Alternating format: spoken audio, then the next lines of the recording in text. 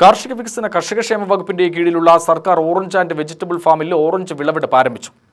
ബ്രിട്ടീഷുകാരുടെ കാലം മുതലുണ്ടായിരുന്ന ഓറഞ്ച് കൃഷി ഫാമിലും പുറത്തുമെല്ലാം സിട്രസ് ഡിക്ലൈൻ എന്ന സങ്കീർണ രോഗം ബാധിച്ച് നാമാവശേഷമായതിനു ശേഷം 2018-19 വർഷം മുതൽ രണ്ടാമത് നട്ടുതുടങ്ങിയ ഓറഞ്ച് തൈകളാണ് നിലവിൽ ഫാമിലുള്ളത്.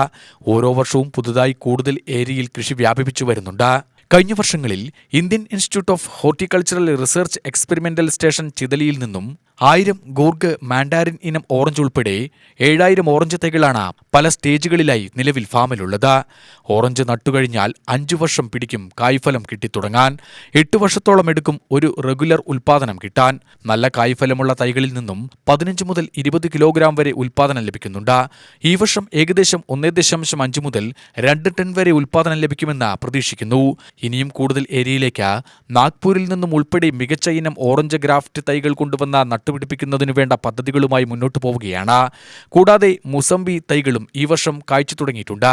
ഓറഞ്ചിന്റെ കുടുംബമായ വിവിധ ഇനം നാരങ്ങ വർഗ്ഗ വിളകളും ഫാമിൽ കൃഷി ചെയ്തു വരുന്നുണ്ട്. കൂടുതൽ ഏരിയകളിലേക്ക് വ്യാപിപ്പിക്കുവാനുള്ള ശ്രമത്തിലാണ്.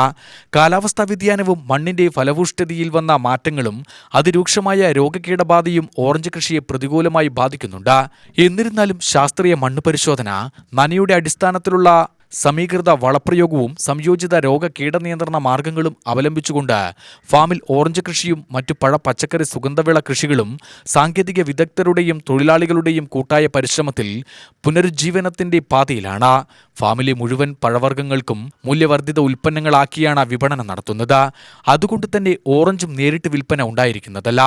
ഓറഞ്ചിൽ നിന്നുമുണ്ടാക്കുന്ന സ്വാദിഷ്ടമായ മധുരമൂർന്ന ഓറഞ്ച് സ്ക്വാഷ് ഫാമിന്റെ സെയിൽസ് ഔട്ട്ലെറ്റിൽ നിന്നും ലഭിക്കുന്നതാണ്. ഈ വർഷം ഓറഞ്ച് വിളവെടുപ്പ് കെ ബാബു MLA ഉദ്ഘാടനം ചെയ്തു.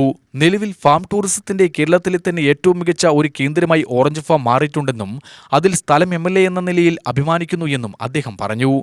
ഈ പ്രകൃതി രമണീയമായ ഈ നാട്ടിൽ ചരിത്രത്തിലാദ്യമായി ഒരു ഫാം ഫെസ്റ്റ് സംഘടിപ്പിക്കാൻ നമുക്ക് കഴിഞ്ഞത്. ഇവിടെ ഓറഞ്ച് ആൻഡ് വെജിറ്റബിൾ ഫാമിൻ്റെ എല്ലാ മേഖലകളിലും ഒന്നുകിൽ പച്ചക്കറി ആയിരിക്കാം, അല്ലെങ്കിൽ പഴവർഗ്ഗങ്ങളാവാം.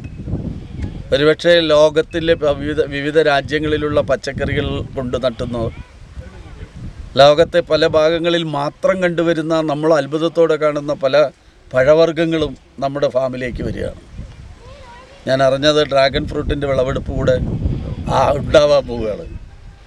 അപ്പോൾ ഇവിടെ കണ്ടില്ലേ, ആ വെണ്ടയ്ക്കൊക്കെ എന്ത് മനോഹരമായിട്ടാണ് ചെടികൾ കാണുമ്പോൾ.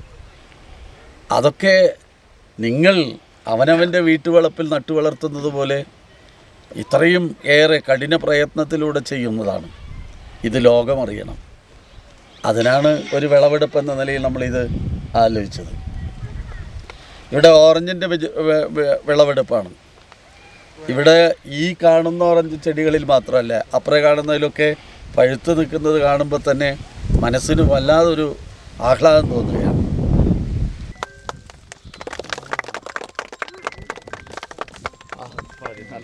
Farm superintendent P. Sajid Ali അധ്യക്ഷത വഹിച്ചു. കൃഷി ഓഫീസർ കുമാരി ദേവി കീർത്തന സ്വാഗതം ആശംസിച്ചു.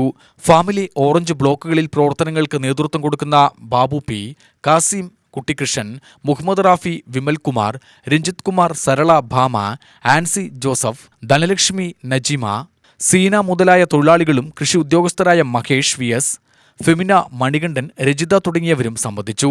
കൃഷി അസിസ്റ്റന്റ് നാരായണൻകുട്ടി നന്ദി പ്രകാശിപ്പിച്ചു. UTV news, Palakkad.